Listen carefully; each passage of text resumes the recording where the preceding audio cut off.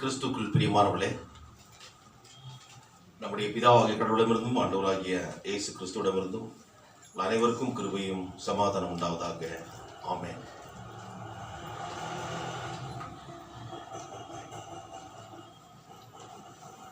கடவுளுடைய வார்த்தையை தியானிக்க தெரிந்து கொள்ளப்பட்ட வேத பகுதி ஏசாயா தீர்க்கதரிசன புஸ்தகம் 29ஆம் அதிகாரம் வசனங்கள் 11 முதல் 19 வரை அடங்கியிருக்கிறது. அதனை நாம் வாசித்திருக்கிறோம்.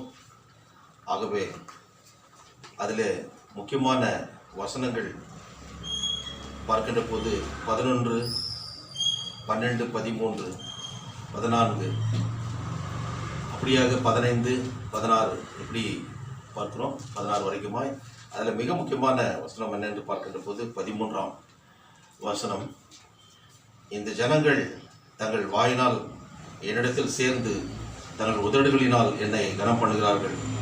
அவர்கள் இருதயமோ எனக்கு தூரமாய் விலகி இருக்கிறது. அவர்கள் எனக்கு பயப்படும் பயம் மனுஷராலே போதிக்கப்பட்ட கற்பனையாக இருக்கிறது.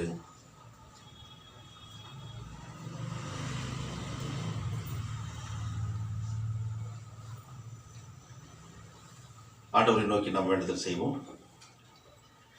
துதிகளின் மத்தியிலே வாசம் இருக்கிற எங்கள் பரிசுத்தமுள்ள நல்ல ஆண்டவரே, பலவீனர்களாகிய நாங்கள், காணாமல் போன வாழ்விழந்த நாங்கள் வாழும்படியாக இந்த உலகத்தில் நீர் வந்தீர். எங்களை பலப்படுத்த நீர் வந்தீர். எங்களை பாதுகாக்க வந்தீர். எங்களை ரட்சிக்க வந்தீர். எங்களுக்கு நித்திய வாழ்வு கொடுக்க வந்தீர். உம்மை நாங்கள் பின்பற்றி என்னுடைய வாழ்நாள் முழுவதும் சுவாமி, என்னுடைய பிரயாணத்தில் உண்மையே நாங்கள் சார்ந்து உண்மை பின்பற்றி செல்ல கிருபை செய்துள்ளோம். உமக்காக வாழ எங்களை ஒப்புக் கொடுக்கிறோம். நீரை எங்களை பலப்படுத்தும் ஆசீர்வதியும்.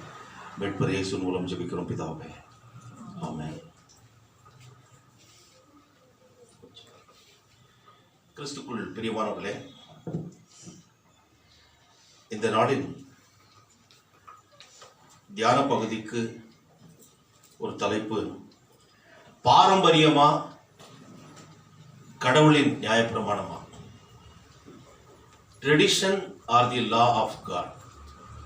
எது பிரதானம், எது நம்மை ஆட்கொண்டிருக்கிறது, ஆக்கிரமித்திருக்கிறது என்ற காரியத்தை பழைய ஏற்பாட்டிலே ஏசாயா தீர்க்கதரிசியின் மூலமாக கடவுள் நமக்கு வெளிப்படுத்துகிறார். அதையே ஆண்டவராகிய இயேசு கிறிஸ்து இன்றைக்கு நாம் வாசிக்க கேட்ட மார்க் எழுதின சுவிசேஷம் 7ஆம் அதிகாரம் 1 to 13 வரைக்குமாய் நடக்கின்ற சம்பவங்களிலே அதனை சொல்லுகிறார்.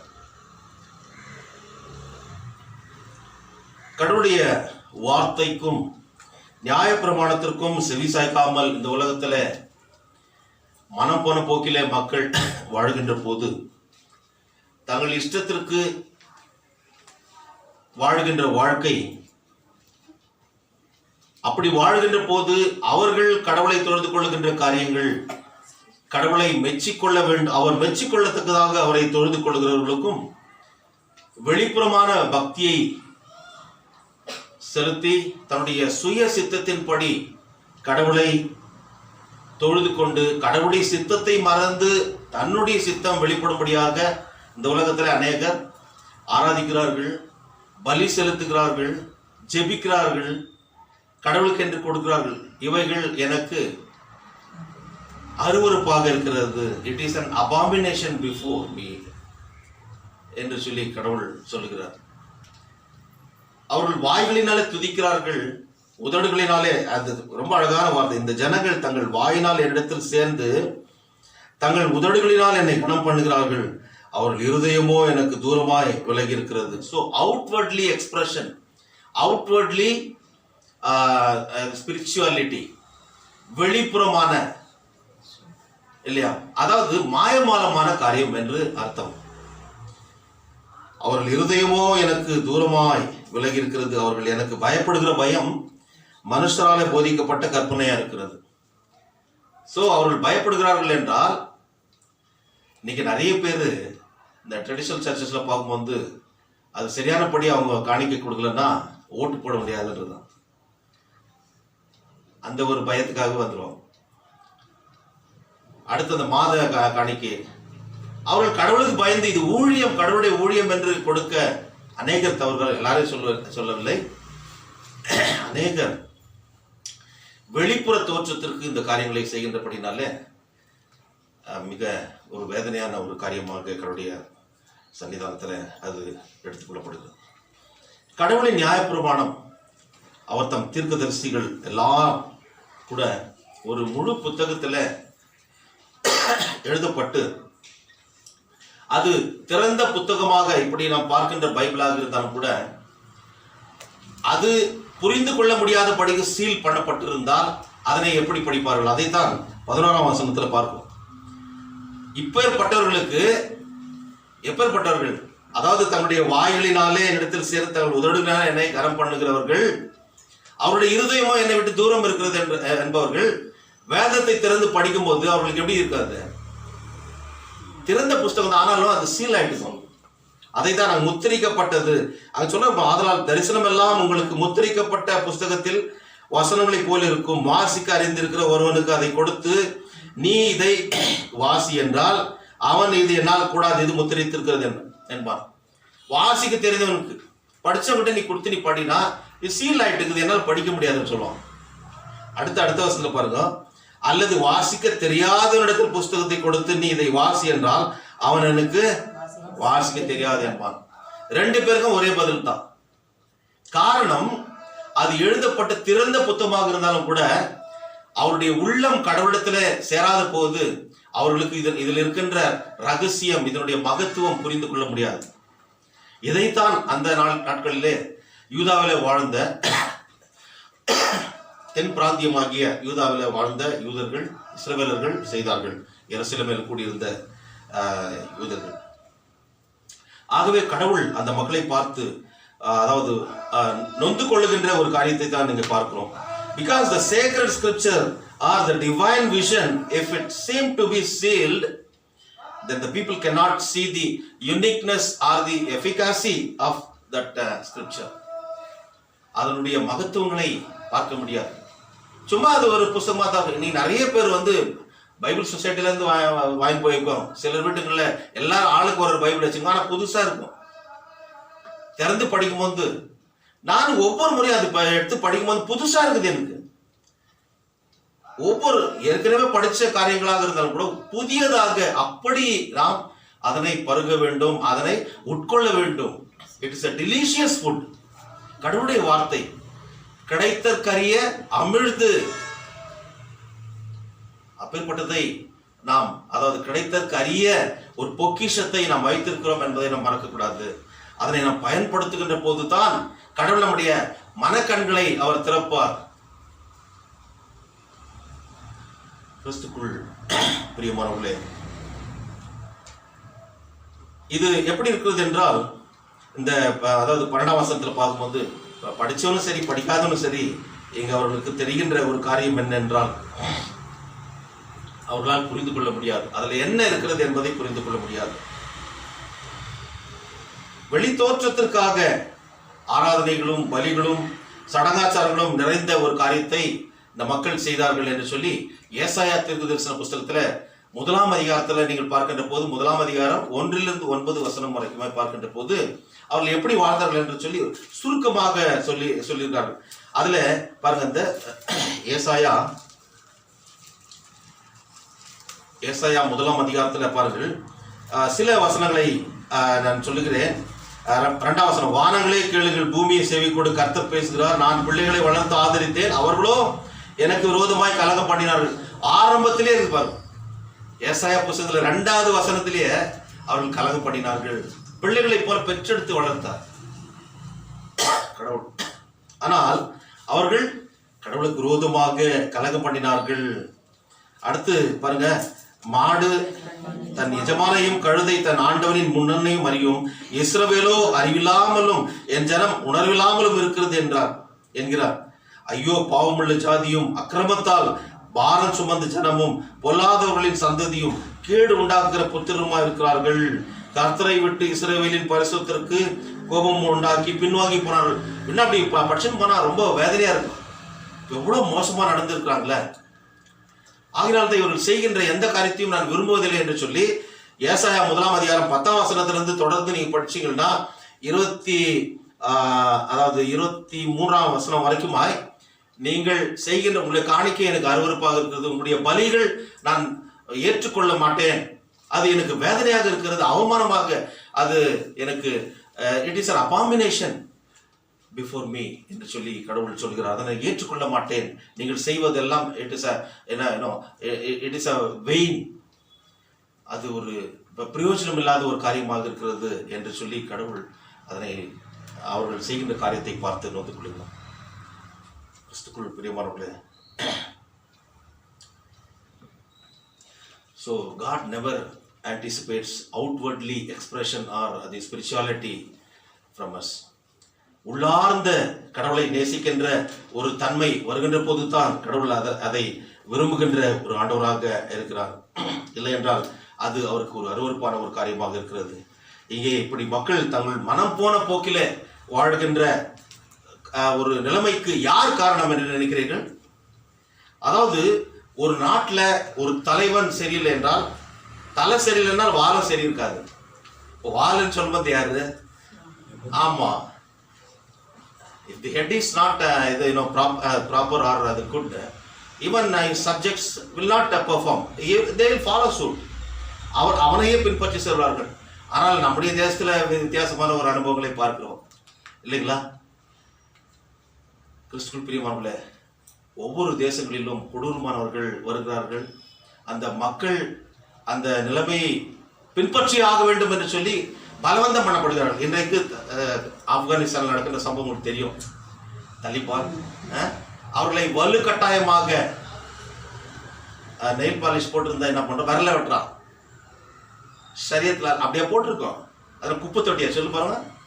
அந்த அளவுக்கு மோசமான ஒரு நிலையை ஏற்படுத்துகிறார்கள். மக்களை மிரட்டி ஏமாற்றி அடிமைப்படுத்தி அதிலே அவர்களுக்கு ஒரு சுகம். Sadist behaviour. தலையிலிருந்து இது கால் வரைக்கும் எல்லாவற்றையும் மறைக்க வேண்டும். அப்ப யார் பெண்கள்? கடவுள் ஆண்களை பெண்களை படைத்தது நல்லது என்று கண்டார். ஆனால் பாருங்க, அவர்கள் வந்த பிறகு அதற்கு முன்பதாக 20 வருஷம் அவர்களை நடத்தின அந்த அமெரிக்கர்கள் கூட என்ன பண்ணாங்க? ஏமாத்தினாங்க. அவர்களுக்கு ஒரு நல்ல ஒரு இன்ஃப்ராஸ்ட்ரக்சர், ஒரு சிவிலைசேஷன், நல்ல ஒரு எஜுகேஷன் சிஸ்டம், அந்த எல்லாம் ஒரு பெரிய மாற்றத்தை, ஒரு முற்போக்கு ஒரு காரியத்தை ஏற்படுத்தாமல் அவர் போன நிமித்தமாக இன்றைக்கு அவர்கள் உடனடியாக இந்த ஆடுகளை பறந்து வெட்டுறதுக்காக எடுத்துன்னு வராங்களா? அது போல கன் பாயிண்ட்ல எல்லாரும் பிடிச்சிட்டாங்க. அவர்கள் வெளியே போகக்கூடாது, அவர்கள் படிக்கக்கூடாது. 8 வயசுக்கு மேலே இருக்கிறவங்க, 14 வயசுல 45 வயசு இருக்கிறவங்க எல்லாரும் they should marry to the Taliban militants இப்படி என்று சொல்லி பயங்கரமான காரியம். இன்றைக்கு அவர்கள் வாழ்வதா சாவதா என்று சொல்லி ஒவ்வொரு நாளும் அது பாருங்க, அந்த வேதனை தாங்க முடியாத வேதனை துடித்து கொண்டிருக்கிறார்கள். உலக நாடுகள் வேடிக்கை பார்த்து கொண்டிருக்கிறது. ஆனாலும் மாற்றத்தை கடவுள் ஏற்படுத்துவார். அதனை பார்த்து கொண்டு சும்மா இருக்க மாட்டார். பெரிய மாற்றத்தை கண்டிப்பாக ஆண்டவர் ஏற்படுத்துவார். கிறிஸ்துவுக்குள் பிரியமானவர்களே, இங்கே நாம் பார்க்கின்ற போது கடவுளுடைய வார்த்தை நியாயப்பிரமாணத்திற்கு உண்மையாக செவி கொடுக்காமல் அவர்கள் தேடுகின்ற அந்த காரியம் அவர்கள் சொல்லுகின்ற ஒரு காரியமாக இருக்கிறது. அவர்கள் பிராக்டிஸ் பண்ணுகின்ற காரியம் அவர்களால் வந்தது. It is a man-made system. Whatever they practice are the precepts of men என்று சொல்லி இருக்கிறது. It is a commandment by men. கிறிஸ்துவுக்குள் பிரியமானவர்களே, அது எபிரேய வார்த்தையில பார்க்கணும், மிசோத் அனாஷியம் என்று சொல்லி. மிசோத் அனாஷியம் என்றால் it is a man-made commandment. மனுஷர்களால். அதைத்தான் இங்கே சொல்லுகிற போது மிக அழகாக அந்த 13ஆம் வசனத்தில் சொல்லுகிறார், அவர்கள் எனக்கு பயப்படுகிற பயம் மனுஷராலே போதிக்கப்பட்ட கற்பனையா இருக்கிறது. இது கடவுளால் உண்டாக்கப்பட்ட அது நியாயப்பிரமாணம் இல்லை. அதற்கு பயந்து அவர்கள் செய்யவில்லை, மனுஷர் என கட்டுப்பாடு படுத்துகிறார். அந்த கட்டுப்பாட்டிலிருந்து தப்பித்துக் கொள்ளத்துக்காக தான் அவர்கள் இந்த காரியத்தை செய்கிறார். ஆகவே கடவுள் என்ன பண்றாரு? சரி, நீங்க இப்படி செய்றீங்களா? என்னுடைய வேதத்தை நீங்கள் படித்தா, அதாவது திறந்திருக்கும், ஆனால் நீங்க படித்தாலும் உங்களுக்கு புரியாது. கண்கள் மூடப்படுகிறது. ஸ்பிரிச்சுவல் பிளைண்ட்னஸ், ஆவிக்குரிய ஒரு குருட்டை கடவுள் ஏற்படுத்துகிறார். ஏசாயா 6:10 படிங்க. 6ஆம் அதிகாரம் 10வது. இந்த ஜனங்கள் தங்கள் கண்களினால் காணாமலும் தங்கள் காதுகளினால் கேளாமலும் தங்கள் இருதயத்தினால் உணர்ந்து குணப்படாமலும் நான் அவர்களை ஆரோக்கியமாக்காமலும் இருந்து நீ அவர்கள் இருதயத்தை கொழுத்ததாக்கி அவர்கள் காதுகளை மந்தப்படுத்தி அவர்கள் கண்களை மூடி போடு என்றார். மூடி போடுறாருல, நீங்க என்ன செய்றீங்களோ அவர் என்ன பண்றாரு, அவருக்கு தெரியும் என்ன செய்யணும்னு சொல்லி. நீ சும்மா ஏதோ ஒரு காரியத்துக்கு எல்லாம் செய்யற அக்கிரமத்தெல்லாம் செய்துட்டு நீ அதுக்கப்புறம் கடவுள் வருவர்னா என்ன அர்த்தம்? நீ யார் சொல்றது? கன் பாயிண்ட்ல நிக்க வச்சுட்டு அந்த இது லேடி முகத்தை மறைக்கலன்னு சொல்லிட்டு ஷூட் பண்றான். கடவுள் ஒருவரே கடவுள் அப்படின்னு சொல்லிட்டு அந்த கடவுளை ஏத்துக்கவே மாட்டார் அந்த காரியத்தை. என்ன சொல்றீங்க? என்ன சொல்றீங்க? கடவுள் நம்முடைய சுதந்திரத்தை விரும்புகிறவர், அடிமைத்தனத்தை அல்ல. ஆகவே தான் அவள் படிக்கின்ற போது இன்றைக்கு அப்படித்தான் இருக்கிறது. அவருடைய கண்கள் குருடாக்கப்பட்டிருக்கிறது. They have been spiritually blinded, spiritual blindness and the stupor on his people so that they could not understand their own law.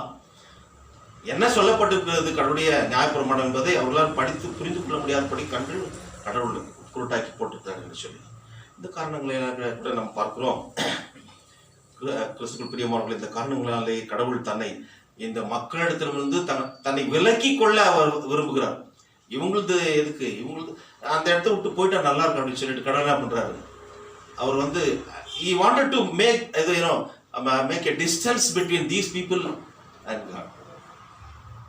இவர்கிட்ட போறதே எனக்கு ஒரு அருவருப்பா இருக்குது.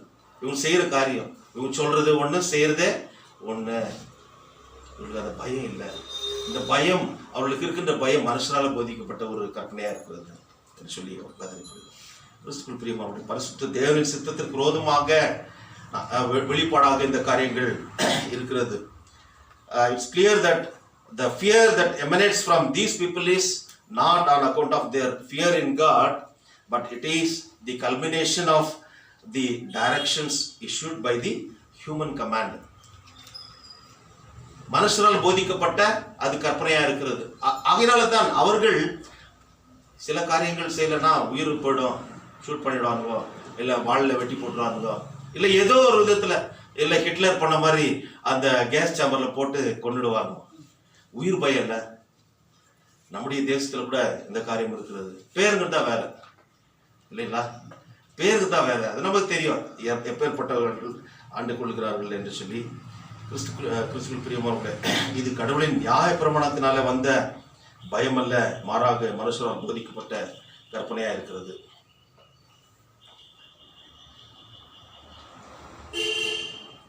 கடவுள் இந்த காரியத்தை ஏற்றுக்கொள்கிறாரா என்று பார்க்கின்ற போது அவர் ஏற்றுக்கொள்வதில்லை.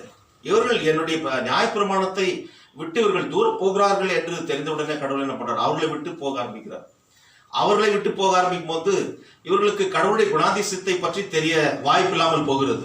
அப்போ கடவுள் இல்லைன்னு சொல்லி தான் அவன் என்ன பண்ணுவான், சொல்ல ஆரம்பிப்பான். இன்னைக்கு வாசி கேட்ட சங்கீதம் 14 முதலாம் வசனத்துல என்ன சொல்கிறது, கடவுள் இல்லை என்று மதிக்கெட்டவன் தன்னுடைய இருதயத்திலே சொல்லிக் கொள்கிறான். அடுத்து அது படிங்க அப்படியே தொடர்ச்சியா.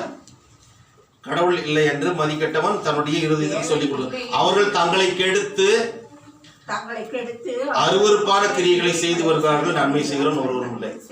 கடவுள் இல்லைன்னு சொன்ன பிறகு அவன் செய்கிற காரியம் எல்லாம் எப்படி இருக்குது, அருவருப்பான காரியமா இருக்கு. தங்களை கெடுத்துக் கொள்ளுகிறார்கள்.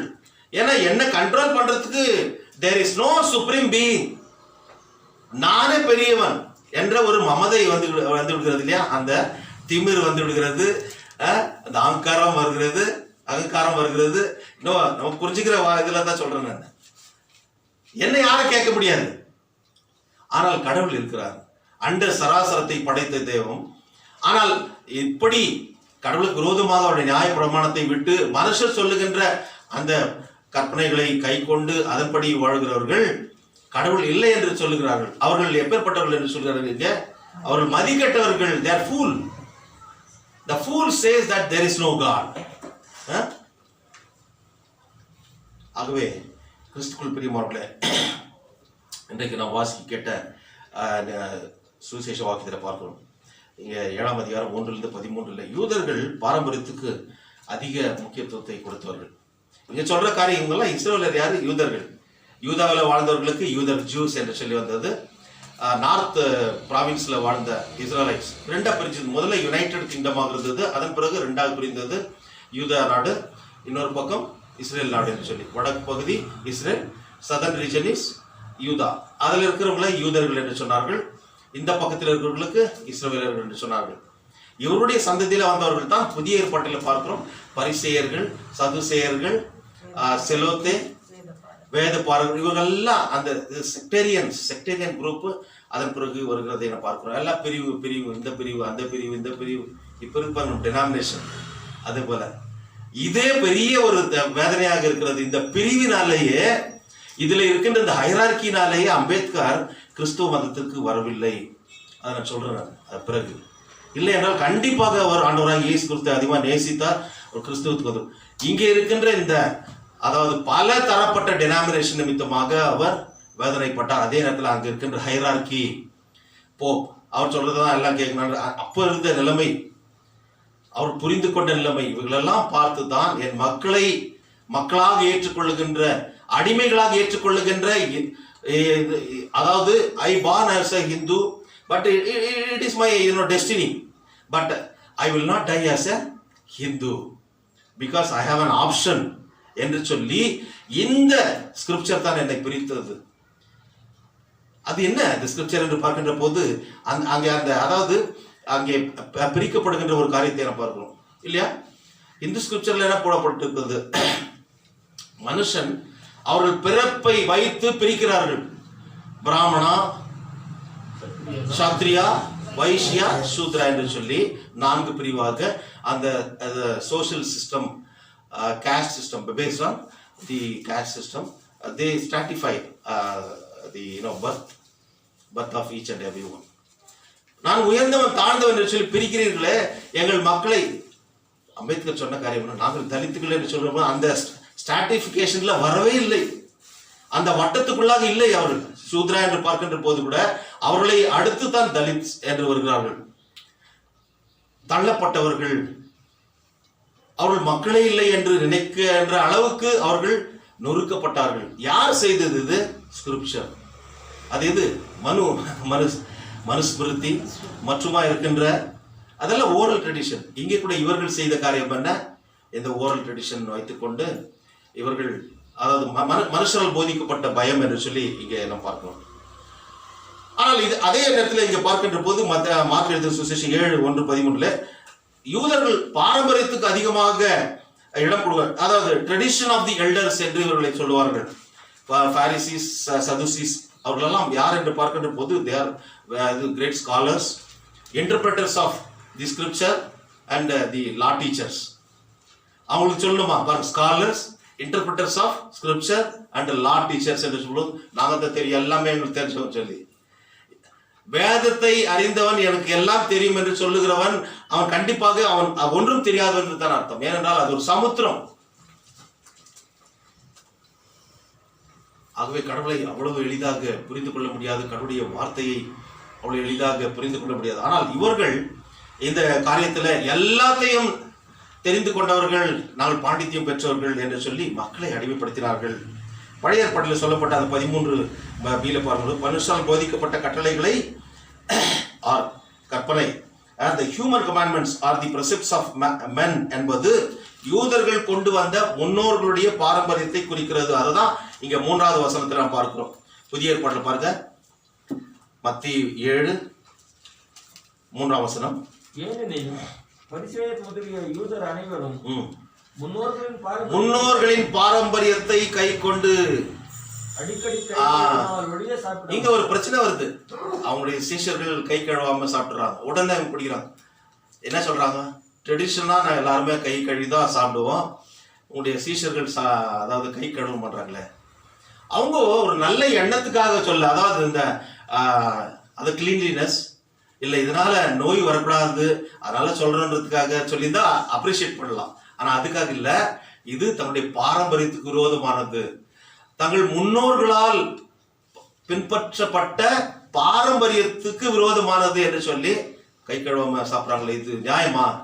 இது நீங்க ஏத்துக்கிறீங்களா அப்படின்னு சொல்லிட்டு ஆண்டவராகிய இயேசு கிறிஸ்துவிடத்தில் அவர்கள் கேட்கிறார்கள். கிறிஸ்துவில் பிரியமானவர்களே, இதைத்தான் ட்ரெடிஷன் ஆஃப் தி எல்டர்ஸ் என்று சொல்லி பழைய ஏற்பாட்டில் பார்க்கிறோம். இந்த ட்ரெடிஷன் எப்பொழுது வந்தது என்று பார்க்கும் இந்த ஓரல் ட்ரெடிஷன் 2வது நூற்றாண்டில் மிஷ்னாவில் எழுதப்பட்டது. 2வது நூற்றாண்டில் அது எழுதப்பட்டது. இது காரியங்கள் இவர்கள் என்ன சொல்கிறார்கள் என்ற இந்த ட்ரெடிஷன் ஆஃப் எல்டர்ஸ், முன்னோர்களால் பின்பற்றப்பட்ட இந்த பாரம்பரியம் என்று சொல்கிற போது பரிசேயர் இதை என்ன சொல்றாங்க, இது சீனாய் மலையில மோசே இருந்தார்ல, மோசேக்கு துணையாக 70 பேரை கடவுள் நியமிச்சார். அந்த 70 பேர் அந்த எல்டர்ஸ் அவர்கள் கொண்டு வந்த காரியங்கள், உபதேசங்கள் என்று அவர்கள் சொல்கிறார்கள். யாரு? மோசே மூலமாக பரிசேயரை சீனாய் மலையில் மோசேயிடமிருந்து பெற்றதாக எண்ணினார்கள். மோசே வந்து அந்த இவங்க அதாவது எல்டர்ஸ் 70 பேரை கடவுள் வந்து தெரிஞ்சுக்கின்னு அவர் அசிஸ்ட் பண்றதுக்கு விடுறாரு. அவர்களுக்கு வந்து இவர் சொல்லி அதை இவர்கள் வந்து சொன்னதாக இவர்கள் என்ன பண்ண ஆரம்பிச்சாங்க, ஓரல் ட்ரெடிஷனை கதை சொல்லாரு, கதை விட ஆரம்பிச்சாங்க. புரிஞ்சுதுல்ல? நம்ம கதை சொல்ல ஆரம்பிச்சாங்கன்னா புரியாது, கதை விட ஆரம்பிச்சாங்க அப்படின்னா தெரியும் இல்லையா? இப்படிதான் நடக்குது காரியம். ஆகினால கிறிஸ்துவுக்குள் பிரியமான நியாயப்பிரமாணம் என்பது எழுதப்பட்டது, ரிட்டன். ஆனால் முன்னோர்களின் பாரம்பரியம் என்று பார்க்கின்ற ட்ரெடிஷன் இது ஓரல். இங்கே நாம் பார்க்கிறோம், அவர்கள் குற்றம் கண்டுபிடித்தார்கள். கை கழுவாதது ஒரு பெரிய தப்பு என்று சொல்லி they accused and criticized the disciples. 2வது வசனத்தில் நாம் பார்க்கிறோம். இந்த யூதர்கள் பாருங்க, யூதர்கள் மட்டும் இல்லை, இந்த பிராமண சமுதாயத்தில் பார்க்கும்போது அவங்க சாப்பிடும் போது கூட அந்த இலையை போட்டு என்ன பண்ணுவாங்க பார்த்துருக்கிறீங்களா? தண்ணியை தொளிச்சு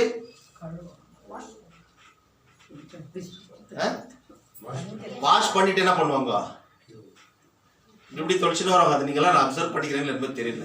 அந்த இலை சுற்றி இப்படி இது பண்ணுவாங்க. அது என்னன்னு தெரியல, அது ஒரு பாரம்பரியம். இதையும் இவங்க செய்திருக்கிறாங்க. அதைத்தான் நான் சொல்கிறேன்.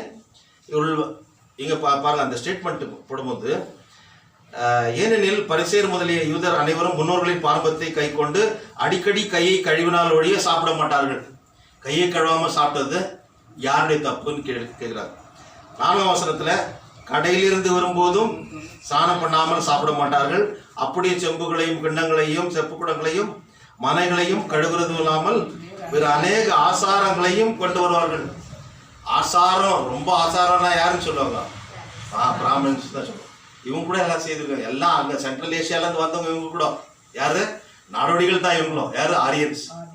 திராவிடன்ஸ் வந்து இங்க இருந்தவங்க. ஆனா இவர்களும் கூட they are not aborigines.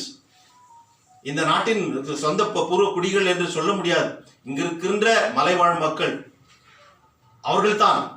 இதுதான் சரித்திரம் சொல்கிறது கிறிஸ்துவுக்குள். ஆனால் அதற்கு முன்பதாக திராவிடர்கள் தான் இருந்தார்கள், நாம் தான் இருந்தோம். இவர்கள் ஆரியர்கள் என்று சொன்னவர்கள் சென்ட்ரல் ஏசியாவிலிருந்து வந்தவர்கள். அவர்கள் செய்த அந்த காரியத்தை இவர்கள் செய்திருக்கிறார்களா? இவர்கள் செய்த காரியத்தை அவர்கள் செய்திருக்கலாம்.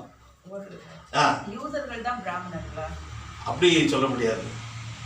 அதாவது நோவாவுடைய சந்ததியில வந்த ஷேம் காம் ஜாப்பேத் என்ற யாப்பேத், அந்த சந்ததியில இந்தியாவில் இருக்கிற மக்களும் வந்தார்கள் என்று சொல்லி இருக்குது. ஆனால் இவர்கள் எல்லாம் அந்த பக்கம் வந்தவர் தான், சென்ட்ரல் ஏசியாவில இருந்து. கிறிஸ்துக்குள் பிரியமானவர்களே, இங்கே பார்க்கிறோம், இவர்கள் எல்லாத்தையும் கழுவாங்க, எல்லாத்தையும் சுத்திகரிப்பாங்க. உடல்ல வந்து சுத்தம் இருக்காது, அதாவது உள்ளத்துல சுத்தம் இருக்காது. அதைத்தான் கடவுள் சொல்றாரு. இவர்கள் எல்லாவற்றையும் செய்கிறார்கள், உதடுகளால் துதிக்கிறார்கள், வாயினால் துதிக்கிறார்கள், ஆனால் அவருடைய உள்ளமோ எனக்கு விரோதமாக தூரமாக இருக்கிறது. அவர்களுக்கு பயம் வருகிறது. எதற்காக பயம் வருகிறது என்றால் மனுஷர்கள் போதித்த அது பயம், அது கட்டளை. அதைத்தான் நீங்க சொல்ற மனுஷர்கள் போதித்த பயம் என்பது ட்ரெடிஷன், அது முன்னோர்களின் பாரம்பரியம். அதைத்தான் அங்கே ஓல்ட் டெஸ்டமென்ட்ல பண்றோம். மனுஷர்கள் போதிக்கப்பட்ட ஒரு கற்பனையா இருக்குது, ஒரு கட்டளையா இருக்கிறது. இங்கே அவர் சொல்லும்போது இன்டர்பிரிட்டேஷன் பாருங்க, பியூட்டிஃபுல்லா பண்றார். முன்னோர்களால் பின்பற்றப்பட்ட வந்த பாரம்பரியம் என்று ட்ரெடிஷன் ஆஃப் எல்டர்ஸ் என்று சொல்லி. கிறிஸ்துக்குள் பிரியமானவர்களே, இயேசுவாமியும் சீஷர்களும் பசியா இருக்கிறாங்கல்ல, அதனால அவர் என்ன பண்றாரு, அதெல்லாம் ஒரு பெரிய விஷயம் இல்லை போடா அப்படின்ற மாதிரி அவர் சொல்றாரு. சில நேரத்தில் சாப்பிட்ற நேரத்தில் ரொம்ப பசியா இருக்கும், அந்த நேரத்தில் வச்சுட்டு யாருன்னா ஒருத்தர் ஜெபம் பண்ண ரொம்ப நேரம் பண்ணுவாங்க. இப்ப நான் பண்றேன் அந்த மாதிரி. ஒரு நேரத்துல சில சொல்லும், ஐயோ நான் இவ்வளவு நேரம் பண்றாரு அப்படின்னு. வேற வழியில ஒரு வாரத்துக்குரிய உணவு கொடுத்துதான் ஆகணும். ஆனா பஸ் வந்து எங்கேயோ இது டிராவல் பண்றது நம்ம போவோம். அது என்ன நம்ம புக் பண்ணி தான் பரவாயில்ல, நம்ம சொல்ற பேச்சு கேட்குவோம். அது பப்ளிக் டிரான்ஸ்போர்ட்டாக இருந்தால் என்ன பண்ணுவோம், ஸ்டாப் பண்ணுவோம், போயிடுவோம். அந்த நேரத்தில் ஜெபம் பண்ணும்போது என்ன பண்ணுவோம், ஷார்ட்டாக பண்ணுவோம். அந்த நேரத்தில் ரொம்ப நேரம் பண்ணால் என்ன போயிடும். அதான் ஒரு முறை சொன்னார், ரொம்ப பசியாக இருக்கிற நேரத்தில் எல்லாம் ரொம்ப டெலிஷியஸ் ஃபுட்ஸ் எல்லாம் எடுத்துன்னு வந்து வச்சுட்டு ஒருத்தரை ஜெபம் பண்ண சொன்னாராம். அவர் ஏற்கனவே ரொம்ப நொந்து போயிருந்தாராம். அதனால் சுருக்கமாக ஜெபம் பண்ணோன்னு என்ன பண்ணுங்க, பெருமூச்சு விட்டாராம். பெருமூச்சு விட்டு, கடவுளே எங்களுக்கும் ரொம்ப ஆத்திரம், உங்களுக்கு ஸ்தோத்திரம், ஆமென்றாராம். 2 வார்த்தையில். கிறிஸ்துக்குள் பிரியமானவர்களே, இங்கே கூட கடவுள் வந்து மனுஷனுடைய இந்த வேதனை பசியை கொஞ்சம் நல்லா யோசிப்பாரு. கையை கழுவாத ஒரு பெரிய விஷயமா சொல்றிய, அட்லீஸ்ட் அது இன்ஹைஜீனிக் சொல்லியிருந்தேன்னா அவனை அப்ரிஷியேட் பண்ணியிருப்பான். நீ பாரம்பரியத்தின் பிரகாரம் கை கழுவல அப்படின்னு சொல்றத எப்படி ஏற்க முடியும்? விடுப்பா, பரவாயில்ல, மனிதநேயத்தை நீ நேசிக்க கத்துக்கோ, உன் மனசுல மாற்றத்தை ஏற்படுத்திக்கோ என்று சொல்லி அந்த காரியத்தை அவர் எதிர்க்கிறார். அங்கே மத்திய எழுதின சுவிசேஷம் 12:1-2 பார்க்கின்ற போது, சீஷர்கள் பசியா இருக்கின்ற போது ஏசாமி கொடுக்கும்போது எல்லாமே இருக்கும். அவருடைய வார்த்தை அவர்களுக்கு அவர் திருப்தியா இருந்தது. ஆனாலும் கூட மனுஷிகமாக வயிறு இருக்குதுல்ல ஒண்ணு, அது பசி எடுக்கும்போது ஏதாவது போட்டு நம்ம நிரப்பித்தான் ஆகணும். இல்லை என்றால் அது ரொம்ப வேதனையை ஏற்படுத்தும். அதனால்தான் சாலமன் கூட சொல்லுவார் 31ஆம் அதிகாரத்துல நீதிமொழிகள்ல, நான் அதாவது திருடி, அதாவது எனக்கு அன்றன்று வேண்டியதை எனக்கு கொடுத்துரு சாமி அப்படின்னா, என் வயிற்றுக்கு தேவையானது நீ எனக்கு போட்டுரு, அன்றன்று வேண்டிய ஆகாரத்தை எனக்கு கொடுத்துரு சாமி. மிதமிஞ்சி கொடுத்தாலையும் நீ கடவுள் இல்லை என்று நான் சொல்லுவேன். ஒன்றும் இல்லாமல் போனா தரித்திரனாயாகி நான் உண்மை தூஷிக்க வேண்டிய நிலைமை ஏற்படும். ஆகினால அன்னன்னைக்கு வேண்டியதை எனக்கு கொடுத்துரு சாமி என்று சொல்றார். கிறிஸ்துக்குள் பிரியமானவர்களே, மத்திய எழுதின சுவிசேஷம் 12:1-2 பார்க்கும்போது, இயேசு ஓய்வு நாளில் பயிர் வழியே போனார். அவருடைய சீஷர்கள் பசியாயிருந்து கதிர்களை கொய்து தின்றனர். பாவம், சீஷருங்க போறாங்க, பசியா இருக்குது. நம்ம கூட பாருங்க, இந்த இது வயல் பக்கம் போனா இல்லையா, கண்டிப்பா அது ஒரு ஆசை இருக்கும். அது பசியா இருக்குதுன்னா கொஞ்சம் ஆசையை கூட அது பிச்சை எடுத்து சாப்பிடுவாங்க. ஆனா இவங்க சொல்றாங்க, ஓய்வு நாள்ல உங்களுடைய சீஷர்கள் தகாததை செய்கிறார்கள். அப்ப கூட அவர் வந்து என்ன சொல்றாரு, போடா என்ன பேசுற நீ. தாவீது அவனோட கூட இருந்தவர்களுக்கும் அவங்களுக்கும் பசி உண்டாச்சு. அவங்க என்ன பண்ணாங்க, ஆசாரியன் தவிர வேற யாரும் சாப்பிடாத தேவ சமூகத்து அப்பங்களை சாப்பிட்டார்கள். அப்படி இருக்கும்போது இது ஒன்றும் பெரிய விஷயம் போப்பா அப்படின்றது. ஏசாமி கிட்ட வாயை கொடுத்து மாட்டிக்கிறாங்க, நல்லா வாங்கிக்கிறாங்க, லெஃப்ட் அண்ட் ரைட் எடுத்துட்டாரு போங்க. ஏன்னா அவருக்கு தெரியும் பாரம்பரியம் பெருசு இல்ல, மனித நேயம் தான் பெருசு. மனித நேயத்தை அவர் விரும்பினவர். மக்கள் கஷ்டப்படுகின்ற போது அவரோடு சேர்ந்து அழுதவர். அப்பேற்பட்ட தெய்வம். ஆனால் இவர்கள் மக்களை வேதனை படுத்தி படுத்தி படுத்தி கடவுளை விட்டு பின்வாங்கத்தக்கதான ஒரு சூழ்நிலைக்குள்ளாக நடத்தினவர்கள் இவர்கள். அதைத்தான் பழைய ஏற்பாட்டிலும் பார்க்கிறோம், இங்கே புதிய ஏற்பாட்டிலும் கூட பரிசேயர் வேத பார்க்க மூலமாக பார்க்கிறோம். அதான் சொல்லுவோம், பசி வந்தால் 10 பறந்து போகும். அந்த அந்த ஃபார்மாலிட்டிஸ் எல்லாம் கூட மறக்க வேண்டிய ஒரு நிலைமை. நம்ம கூட ஒரு டைம் கை கழுவாம சாப்பிட்டுருக்கோம் இல்லையா, அதெல்லாம் பெரிய விஷயம் இல்லை. அதனால செத்த போயிட்டோம். அதுக்காக கை கழுவாம சாப்பிடாதீங்க, இப்போ கொரோனா இருக்குது.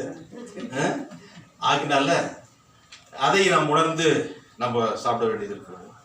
கிறிஸ்துக்குள் பிரியமானவர்களே, 5ஆம் வசனத்தில் பாருங்கள்.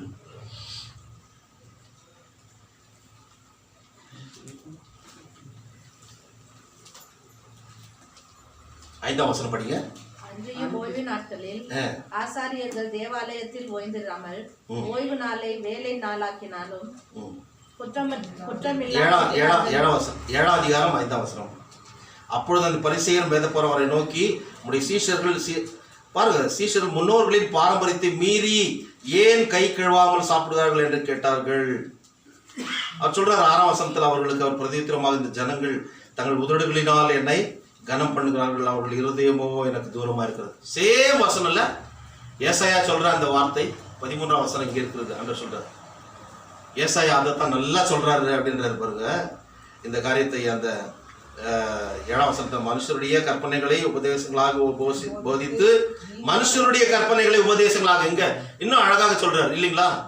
சோ ஆமா, வீணாய் எனக்கு ஆராதனை செய்கிறார்கள் என்று எழுதியிருக்க பிரகாரமாக மாயக்காரராகிய உங்களை குறித்து ஏசாயா நன்றாய் தீர்க்க தரிசனம் சொல்லி இருக்கிறார். நீங்கள் தேவனுடைய கட்டளையை தள்ளிவிட்டு மனுஷருடைய பாரம்பரியத்தை கை கொண்டு வருகிறவர்களாய் கிண்ணங்களையும் செம்புகளையும் கழுவுகிறீர்கள் மற்றும் இப்படிப்பட்ட அநேக சடங்குகளையும் அனுசரித்து வருகிறீர்கள். எல்லாரும் செய்யறோம் இல்லையா? கிறிஸ்தவம் கூட எது எல்லாரும் செய்யறது நாங்களும் செய்யறோம். என்ன நாங்க பெரிய இதை செய்துட்டோம் நாங்க அப்படின்னு சொல்றது இல்லையா? நல்ல நாள் கெட்ட நாள் இதெல்லாம் கூட மற்றவங்க செய்யறத நாங்களும் செய்யறோம்னு சொல்லிட்டு அது சொல்றாரு. இதெல்லாம் மேன்மேட் அரேஞ்ச்மெண்ட் சிஸ்டம். கடவுளுக்கு பயந்து அவருடைய நியாயத்து பிரமாணத்தை தள்ளி நீங்கள் மனுஷர்கள் போதிக்கப்பட்ட கற்பனைகளை நீங்கள் கை கொள்கிறீர்கள் என்று சொல்லி அவர் சொல்கிறதை பார்க்கிறோம். கிண்ணங்களை கழுவுறாங்க, சொம்புகளை கழுவுறாங்க, எல்லாம் கழுவுறாங்க. ஆனா உள்ளத்துல ஒரு சுத்தம் இல்லை. அந்த சுத்திகரிப்பு உள்ளத்துல தேவை என்பதை கடவுள் இங்க விரும்புகிறார். ஆகினால்தான் அது சுத்திகரிப்பு இல்லாதனால தான் கடவுள் சொல்றாரு அவருடைய உள்ளம் எனக்கு தூரமாக இருக்கிறது, அவருடைய இருதயமும் எனக்கு தூரமா இருக்கிறதுனா அவர் பரிசுத்தம் உள்ள கடவுள். ஆனால் அசுத்தத்துல எங்க அவர் வருவார் சொல்லு? நீ அசுத்த எண்ணத்தோட நீ வந்து செய்து கடவுள் ஏத்துக்க மாட்டார். அதைத்தான் இங்கே நாம் பார்க்கிறோம். கிறிஸ்துக்குள் பிரியமானவர்களே,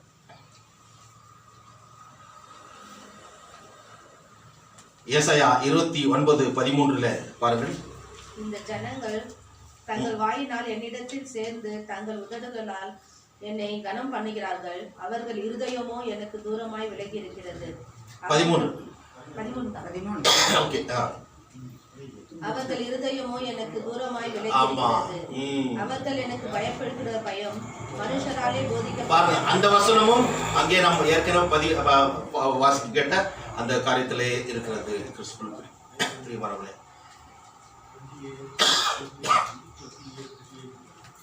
இன்னைக்கு திருச்சபைகள் கூட நிறைய பேர் வருவாங்க.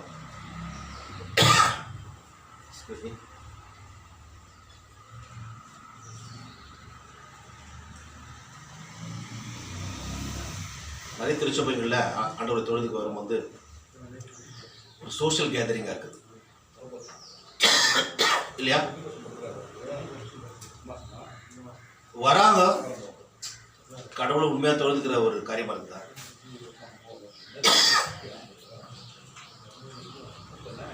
எல்லாரும் டிஸ்டர்ப் ஆகுது, கொஞ்சம் மெதுவா பேசுங்க.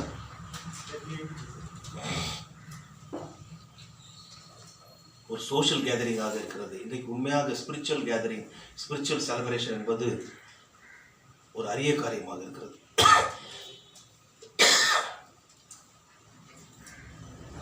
தங்களை காட்டிக்கொள்ள வருகிறார்களே தவிர கடவுளை முன்வைத்து அவரை தொழுது கொள்ள வருகின்ற காரியம் இன்னைக்கு குறைந்திருக்கு. ஆகினால்தான் நாடுகளிலே எல்லாம் இது இன்னைக்கு கிட்டத்தட்ட எல்லா யூரோப்பியன் கண்ட்ரீஸ்ல பார்க்கும்போது கடவுள் இல்லை என்று சொல்லுகின்ற ஒரு நிலைமைக்கு வந்துட்டு இருக்காங்க.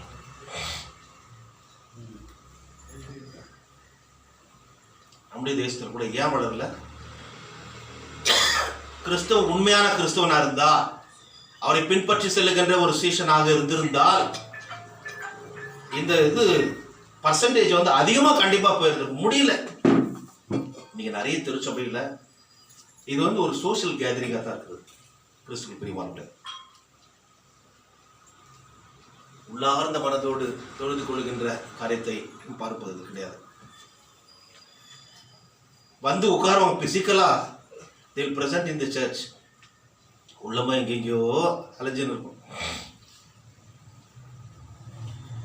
இன்னைக்கு இந்த மொபைல் வந்து ஆக்கிரமிச்ச பிறகு இந்த யூத்ஸுங்கெல்லாம் பார்க்கணும், எல்லாமே அவுட்ஸ்டாண்டிங் யூத்ஸ்னோ வேற வெளியே இருக்கிறவங்க நிறைய பேர், நிறைய திருச்சபை அவளை அதாவது புத்திமதி சொல்லி உள்ளே வர வைக்கின்ற ஒரு நிலைமை வர வேண்டும். இல்லைன்னா மனம் போன போக்கில் போக வேண்டியதுதான். அவங்க என்ன வீட்டில் சொல்லிட்டு வந்துக்குவாங்க, சர்ச்சுக்கு போறேன்னு வந்துக்குவாங்க, வெளியே வந்து நோண்டிக்குவாங்க அந்த மொபைல் இப்படி இப்படின்னு பண்ணி, இந்த கீரை கிள்ற மாதிரி இருக்கும். அப்படி அவங்க பார்க்கும், அவ்வளோ வேகமாக பண்றாங்க.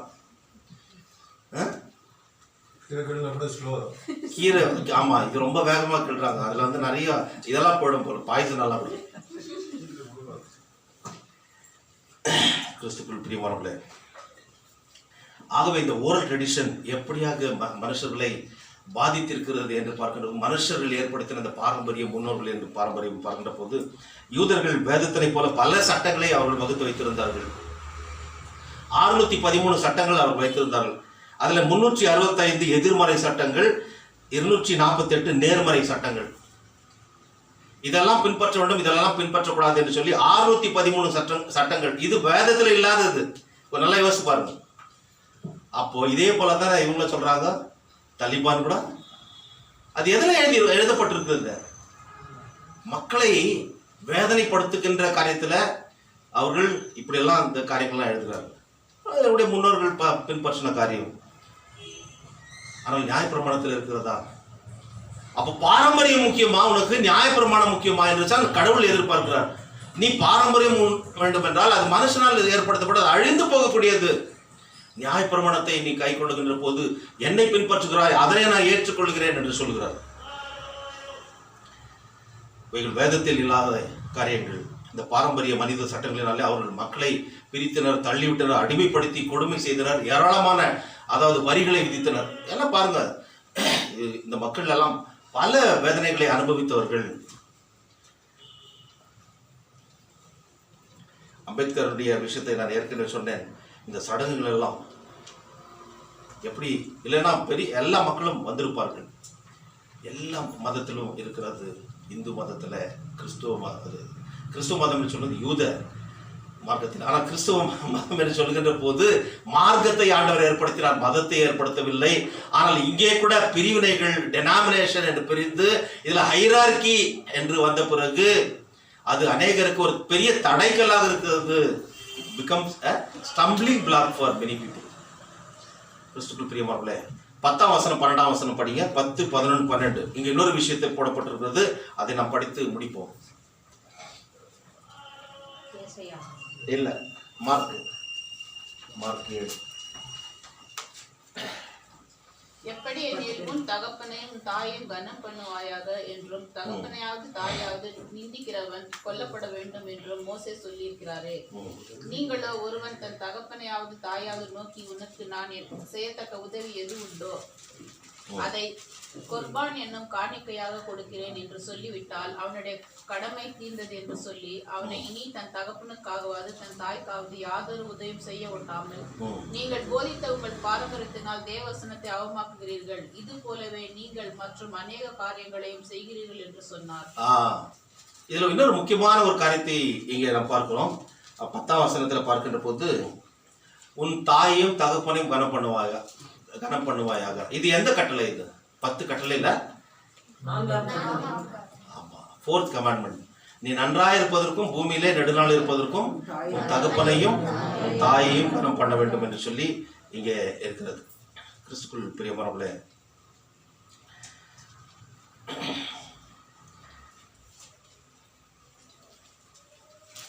தன்னுடைய தகப்பனையாவது தாயையாவது அதாவது நிந்திக்கிறவர்கள் அவர்கள் என்ன பண்ணப்பட வேண்டும் என்று இருக்கிறது? கொல்லப்பட வேண்டும்.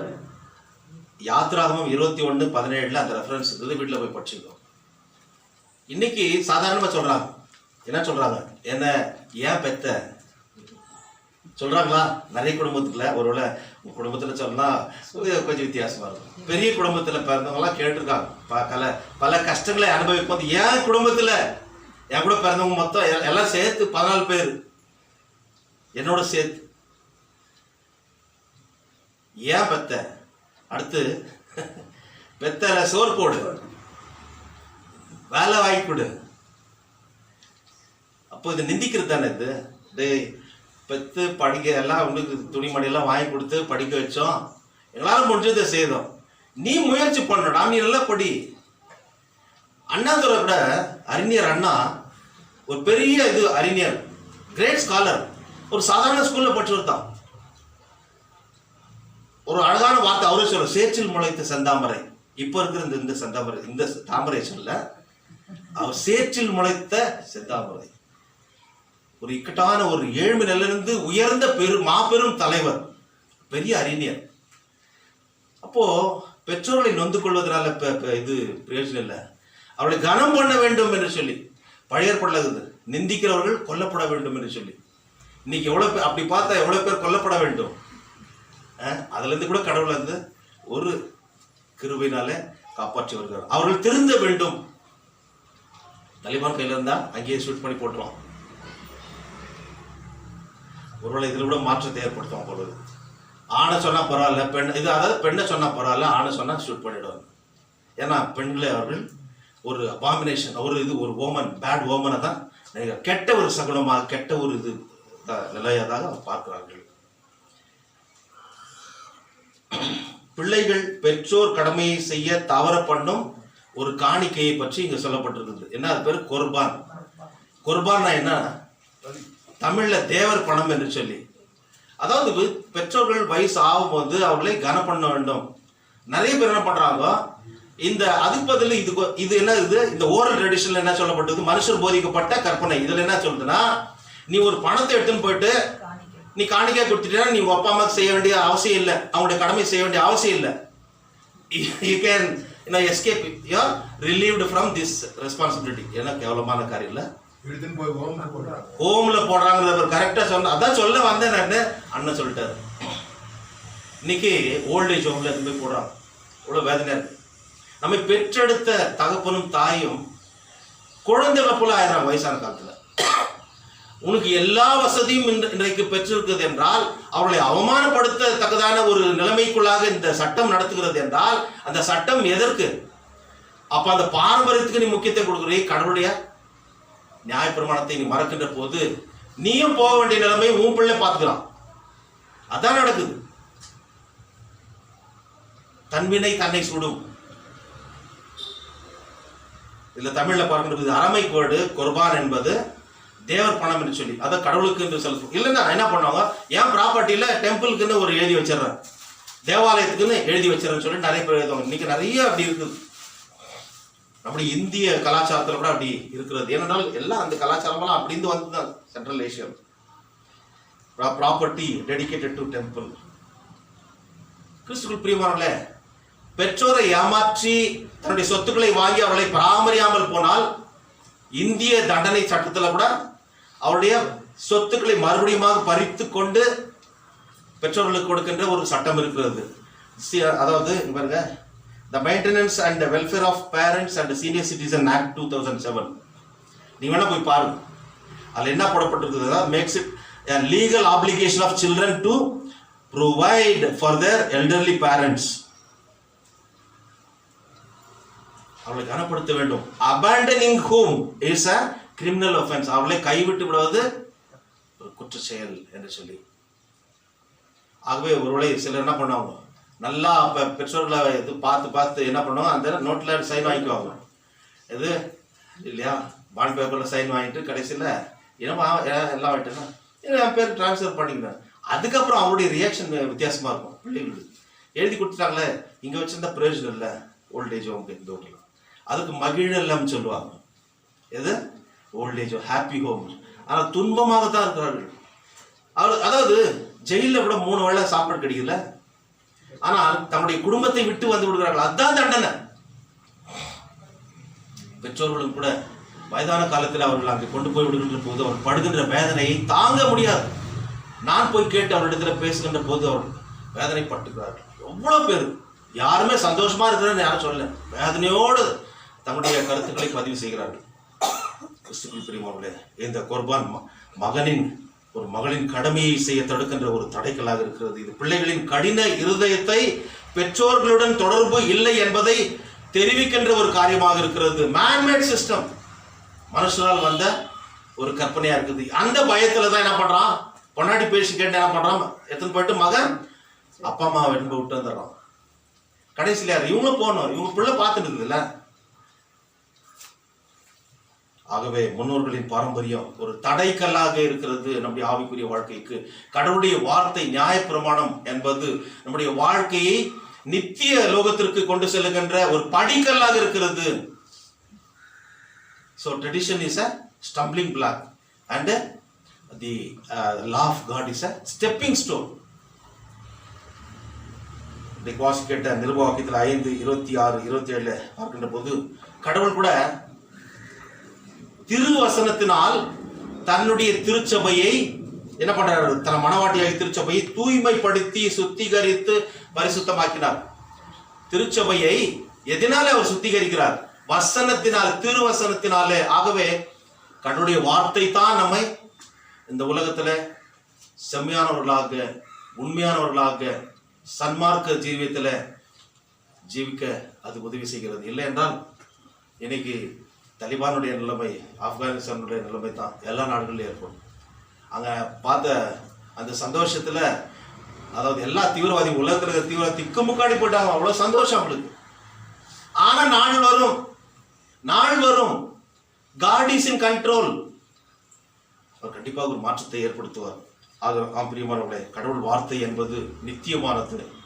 மனித பாரம்பரியம் நிலையில்லாதது. ஆகவே நிலையில்லாததை நாம் நம்முடைய வாழ்க்கையில கை கொள்வோமா, அல்லது நித்தியமானதை நாம் ஏற்றுக்கொண்டு அவருடைய சாட்சிகளாக வாழ்வோமா? நாம் நம்மை ஒப்புக் கொடுப்போம். கடவுளுடைய நாமம் மகிமைப்படட்டும். கடவுள் தாமே இந்த வார்த்தைகளின் மூலமாக நம்மை பலப்படுத்தி ஆசீர்வதித்து காப்பாராக. ஆமென். எல்லாவற்றுக்கும் மேலான தெய்வீக சமாதானம் நம்முடைய இருதயங்களையும் சிந்தனைகளையும் கிறிஸ்து இயேசுக்குள்ளாக நம்மை பலப்படுத்தி காப்பாராக. ஆமென்.